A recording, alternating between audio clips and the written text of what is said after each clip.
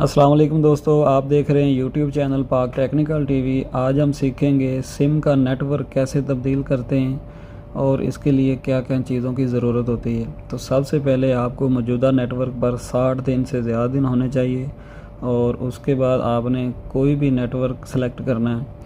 तो उस नेटवर्क को सिलेक्ट करने से पहले आपने अपने राइट मैसेज में जाना है और वहाँ पर एक मैसेज टाइप करना है MNP, जिस तरह का ये मैं आपको अभी दिखा भी देता हूँ।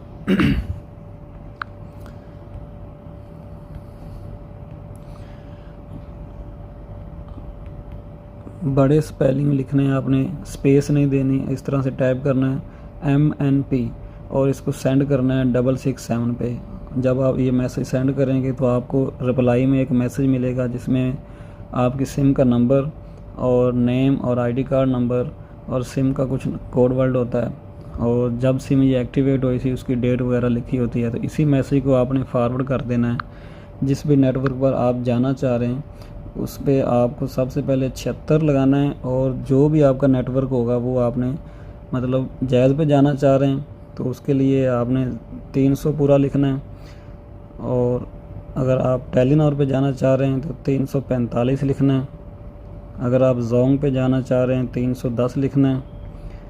अगर आप यूफोन पे जाना चाह रहे हैं तो आपने 333 लिखना है। तो मैंने ये पिछले दिनों अपनी एक सिम का नेटवर्क चेंज करवाया तो मैंने टेलीनॉर सेलेक्ट किया था। तो MNP से जो मैसेज मुझे मिला उसको मैंने 345 पर फॉरवर्ड कर दिया। जब फॉरवर्ड किया तो उन्होंने एक रिप्लाई में मुझे मैसेज दिया, मोज़र सारफ टेलीनॉर फैमिली में खुशामदीद, यानी कि इस तरह से खुशामदीद वाला एक आपको मैसेज मिलेगा जिस भी नेटवर्क पर आप जाना चाह रहे हैं। उसके बाद आप रिटेलर के पास जाएंगे या फ्रेंचाइज पे जाएंगे तो बायोमेट्रिक के साथ आपको एक नई सिम मिल जाएगी।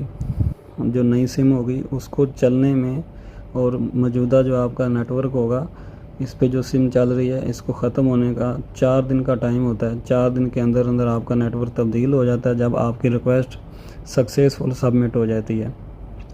और जब आप रिक्वेस्ट सबमिट करके आते हैं तो आपने उस सिम से एडवांस बैलेंस नहीं लेना। अगर उसमें कोई आपका बैलेंस हो तो वो आप यूज़ कर सकते हैं या शेयर वगैरह कर लें ताकि वो आपका बैलेंस ज़ाया ना हो, लेकिन कंपनी से आपने ख़ास तौर पे एडवांस नहीं लेना। अगर आपने एडवांस लिया तो जो आपका मौजूदा नेटवर्क होगा वो जब रिक्वेस्ट भेजेगा दूसरे नेटवर्क को तो वो आगे से एडवांस की वजह से आपकी रिक्वेस्ट कैंसिल कर देंगे, तो फिर आपका नेटवर्क तब्दील नहीं होगा। तो फिर आपको ये सारा प्रोसेस दोबारा से करना होगा। उसके बाद जब आप बायोमेट्रिक करते हैं तो बायोमेट्रिक MNP की जो होती है वो 7 दिन का टाइम होता है। 7 दिन से पहले आप MNP के हवाले से कोई और बायोमेट्रिक नहीं करवा सकते किसी भी नेटवर्क के लिए। तो सारी चीज़ें कुल मिला के आपको 2 मैसेज टाइप करने होते, एक MNP का और एक 76 के साथ मौजूदा नेटवर्क का कोड मिलाना होगा। तो तीसरा आपने बायोमेट्रिक से सिम लेनी है। अगर आप रिटेलर से किसी से करवाते हैं तो एक प्रॉब्लम भी आती है, वो मैं अभी आपको दिखा देता हूँ। जिस तरह से आप ये देख सकते हैं कि जब रिक्वेस्ट रिटेलर से सबमिट करते हैं तो MNP की request already extend and system. तो अगर आपके पास या रिटेलर के पास जाने के बाद ये वाला एरर आ रहा है तो फिर आपको फ्रेंचाइज पर ही जाना पड़ता है।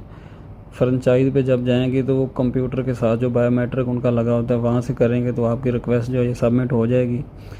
अगर रिटेलर से करेंगे तो ये वाला प्रोसेस रिटेलर से नहीं होगा।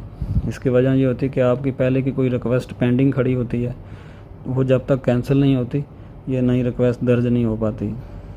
इसके अलावा MNP के बारे में आपको कोई हेल्प की ज़रूरत हो तो आप मुझे कमेंट बॉक्स में या व्हाट्सएप पे पूछ सकते हैं। तो उम्मीद करते हैं दोस्तों छोटी सी इन्फॉर्मेशन वीडियो आपको अच्छी लगी होगी। अगर अच्छी लगी तो प्लीज़ हमारे चैनल को सब्सक्राइब करें, वीडियो को लाइक और शेयर करें। मिलते हैं किसी नेक्स्ट वीडियो में, तब तक हमें इजाज़त दीजिए। अल्लाह हाफिज़।